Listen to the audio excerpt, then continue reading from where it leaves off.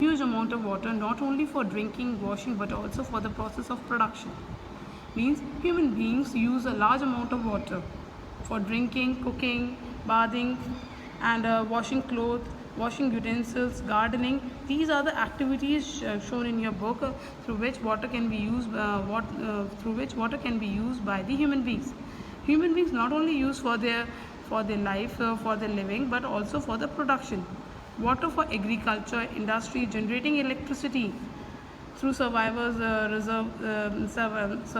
of dams and other usage, increasing population, rising demand of food and cash crops, increasing urbanization, raising standard of living are the major factor leading to the shortage of water supply. As you know, students, our population has been increasing in urban areas. Our demand for crop is increasing. There is a demand for population also. Population is also increasing of urbanization, increasing of standard of living, and because all these things have been increasing, that's leading to the shortage of water, fresh water, neither due to drying up of water sources and or water pollution. Another cause for the water shortage is the water pollution. Problems of water availability. The scarcity means the lessness of water, there is the kami water की. These scarcity of water in many regions of the world, most of Africa, West Asia, South Asia, parts of Western US, Northwest Mexico, parts of South America, these all countries are facing the scarcity of water, the problem of water. Next topic is conservation of water resources.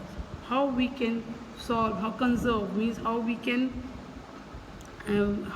conserve means how we can solve the problems of water. How can we can refill the water problem? How we can solve the water problem? Store, how we can conserve, how we can store the water problem. Access to clean and adequate water sources are the major problem facing the world today. Steps has been taken to conserve these dwindling resources, even through water as a renewable resources. Water is a renewable resources we have discussed in chapter number 1. Its overuse and pollution makes it unfit for the drink use.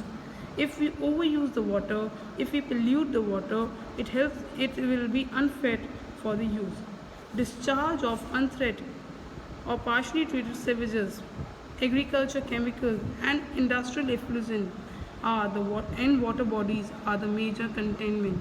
Means these are the ways through which untreated water, agriculture chemical, industrial effluent, water bodies contaminate the water, means that makes the water dirty, not fit for drinking.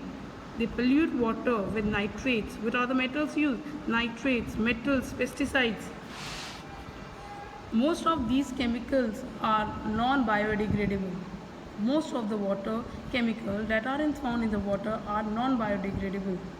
Means they cannot be degraded, they cannot be dissolved, as reach human bodies through water, and it reaches all these chemicals reaches the human bodies.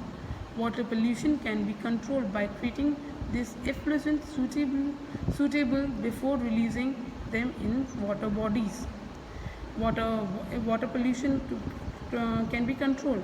See, students, forest and other vegetations covers slow the surface runoff and replenish the groundwater. When forests are there, vegetations are grown in the country, then it will replenish, it will improve the groundwater quality. Water harvesting is another method to save surface runoff. Through water harvesting also, this is also another method, water harvesting, we can save the water. The canals can be for irrigation field should be properly lined to minimize the loss of water.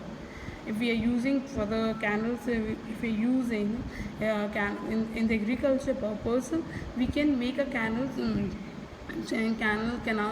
so that the loss of water, excess of water can be done. Here see in this diagram, water sprinklers has been done. In the piece of agricultural land, the water sprinkling is done. That is also a major method through which we can solve the water problem. for the agriculture purpose. Okay class, now this completes your water topic. Thank you.